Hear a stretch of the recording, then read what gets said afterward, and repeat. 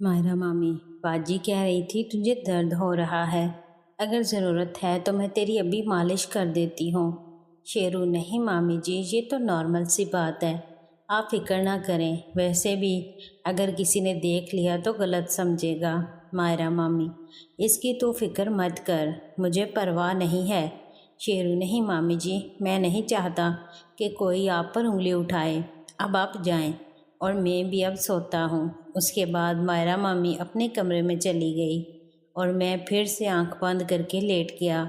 और तकरीबन 15 मिनट बाद ही दीबा मामी भी आ गई और वो ही सब कहने लगी जो मायरा मामी कह रही थी। मैं जानता था कि इनको भी प्यास सता रही थी, मगर अभी ऐसा कुछ नहीं हो सकता था, इसलिए मैंने उनको भी समझा बुझा कर भेज दिया और सो गया। सुबह में देर तक सोया, शायद दर्द और पेन किलर खाने की वजह से, या फिर कल बहुत ज़ोर आजमाइश हो गई थी इसकी वजह से। सुबह जब मैं सो रहा था तो नाश्ता करते हुए निगत पुपी ने वापस जाने की बात कह दी। निगत पुपी, भैया मुझे आज वापस जाना होगा। सरवर मामा, ऐसी क्या ज़रूरत आन पड़ी, अभी तो तुम आई हो, और वैसे भी तुम कहाँ आती हो हमसे मिलने। नायला मामी, निगत, क्या तुम्हें हमारे पास रहना अच्छा नहीं लगता। निगत पुपी, वो बात नहीं है भाभी, आप तो जानती हैं शहर में कितनी चोरियां होती हैं। उधर घर पर भी कोई नहीं है, पीछे से कोई सब लूट कर ले गया तो फिर मैं क्या करूँगी। जरीना पुपी, निगत एक दिन और रुक जा, कल चली जाना, कितनी मुश्किल से तो हम सब इकट्ठे हुए हैं। निगत पुपी, नहीं बाजी, 2 दिन से घर ताला लगा हुआ है, अब मुझे जाना चाहिए, आप आ जाना मेरे पास। और साबिरा बाजी, आप भी आ जाना, आप लोग तो आते ही नहीं हो। साबिरा बाजी, तुम तो जानती हो तेरे भाई की नौकरी ही ऐसी है, मैं घर से बाहर जा ही नहीं पाती। जरीना पुपी, निगत तो फिक्र मत कर, अगर कुदरत ने चाहा तो शायद हम तेरे शहर में ही आ जाएं। निगत पुपी, वो कैसे, मैं समझी नहीं। जरीना पुपी, तेरे जीजा जी का ट्रांसफ़र होने वाला है और मैंने उन्हें कहा है कि वो तेरे शहर में अपना ट्रांसफ़र करवा ले, फिर तो तेरे पास जब चाहूँ आ जाया करूँगी। निगत पुपी, सच बाजी, अगर ऐसा हो गया तो कितना अच्छा होगा। मैं और मेरीन बस एक दूसरे से ही बातें करके दिल बहला लेती हैं, हमारा कोई रिश्तेदार तो है नहीं मिलने वाला, और यहाँ भी भाई भाभी मेरे पास नहीं आते। निगत पुपी की बातों से सब उनकी उदासी का अंदाज़ा लगा लेते हैं। नायला मामी, ऐसा मत कहो निगत, तुम तो सबकी लाडली हो, तुम जब कहो हम तुम्हारे पास आ जाएंगे। निगत पुपी, अपनों को क्या बुलाना पड़ता है, ये तो आपको खुद सोचना चाहिए। सरवर मामा, अरे मेरी गुड़िया, मैं आता तो हूँ जब भी शहर में कोई काम होता है, फिर तू दिल क्यों छोटा करती है। निगत पुपी, आप ही आते हैं भैया, दिलदार भैया और बख्तियार भैया तो नहीं आते मेरे पास, कभी भूले से एक आध बार आ गए तो आ गए, और मेरी तीनों भाभियाँ मुझे तो अपना मानती ही नहीं, वरना ये भी तो आ सकती हैं ना।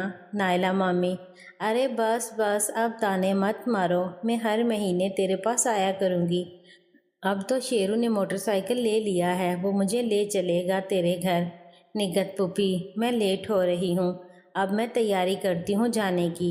चलो मेरीन, अपना सामान पैक करो। निगत पुपी का इस तरह नायला मम्मी की बात पर रिएक्शन को जरीना पुपी, साबिरा पुपी और दीबा मम्मी अच्छी तरह समझ गए थे कि वो शेरू को तो देखना भी पसंद नहीं करती, तो उसे अपने घर कैसे आने देगी। थोड़ी देर में निगत पुपी और मेहरीन ने अपना सामान पैक कर लिया। सबसे मिलने के बाद सरवर मामा और बख्तियार मामा दोनों को बस स्टॉप पर बस में बिठा आए। मैं सो ही रहा था कि मेरे ऊपर किसी ने पानी डाल दिया। नाहिदा बाजी, उठ जाओ शेरू, कब तक सोते रहोगे, अब तो सूरज भी सर पर आ गया। मैं पानी पड़ने से हड़बड़ा कर उठ गया। मेरे सामने नाहिदा बाजी और सना बाजी दोनों खड़ी हंस रही थी, और नाहिदा बाजी के हाथ में पानी की बाल्टी पकड़ी हुई थी जो अभी उन्होंने मुझ पर हाली की थी।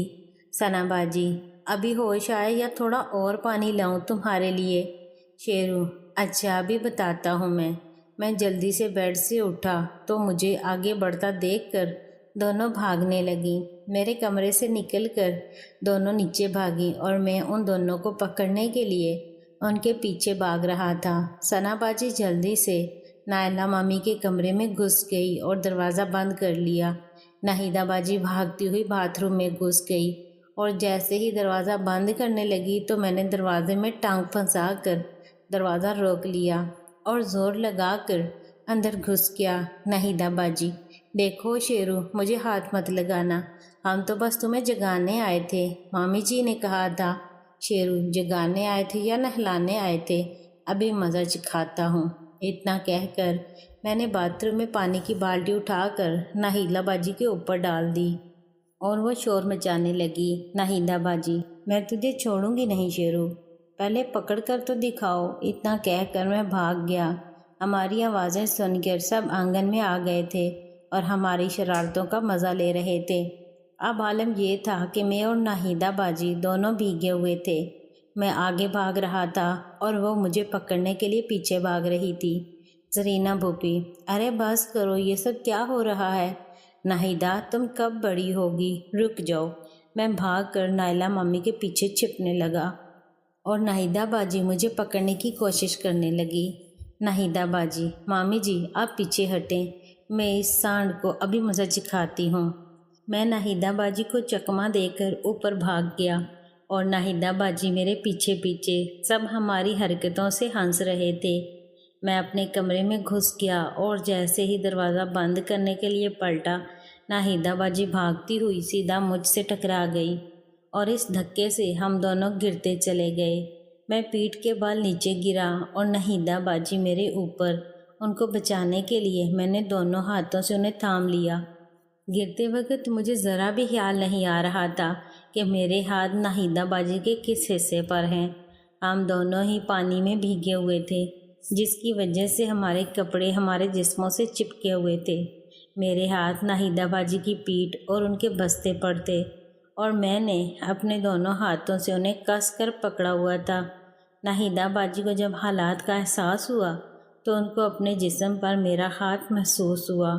اپنے کنوارے جسم پر کسی جوان لڑکے کے ہاتھوں کی مضبوط پکڑ کا احساس ان کے لیے پہلی بار تھا۔ وہ جلدی سے شرما کر میرے اوپر سے اٹھ گئیں اور مجھے نالائق کہہ کر باہر نکل گئیں۔ میں جلدی سے اٹھا اور باتھ روم میں گھس کر نہا دھو کر تیار ہوا اور نیچے آ گیا۔ نائلہ مامی، آ گیا میرا بیٹا، اب طبیعت کیسی ہے؟ زرینہ پھوپھی، کیا ہوا اسے؟ صابرہ پھوپھی، ہاں باجی، کیا ہوا اسے؟ آپ نے ہمیں بتایا نہیں۔ شیرو، ارے میری پیاری پیاری پھوپھیو، مجھے کچھ نہیں ہوا، وہ بس کل کے میچ کی وجہ سے تھوڑا درد تھا، بس اب میں بالکل ٹھیک ہوں۔ دیبا مامی میرے لیے ناشتہ لاتی ہے۔ دیبا مامی، تب بھی تو صبح صبح اتنی اچھل کود کر رہا ہے۔ ثنا باجی، اچھل کود تو کرے گا ہی، بندر جو ٹھہرا۔ شیرو، اور تم بندر کی بہن یعنی کہ بندریہ۔ میری بات پر سب ہنسنے لگے مگر ثنا باجی نے منہ بنا لیا۔ ثنا باجی، مجھے بندریہ کہا، ابھی مزہ چکھاتی ہوں۔ راحیلہ باجی، بس کرو ثنا، اسے ناشتہ کرنے دو، ہر وقت مستی کرتی رہتی ہو۔ میں ناشتہ کر رہا تھا کہ ناہیدہ باجی بھی آ گئی اور میری پیٹھ پر چٹکی کاٹ لی، جس کی وجہ سے میرے منہ سے آہ نکل گئی۔ ناہیدہ باجی، نالائق، تیری وجہ سے مجھے دوسری بار نہانا پڑا اور کپڑے بدلنے پڑے۔ زرینہ پھوپھی، یہ کیا حرکت ہے ناہیدہ، آخر تم کب سمجھدار بنو گی؟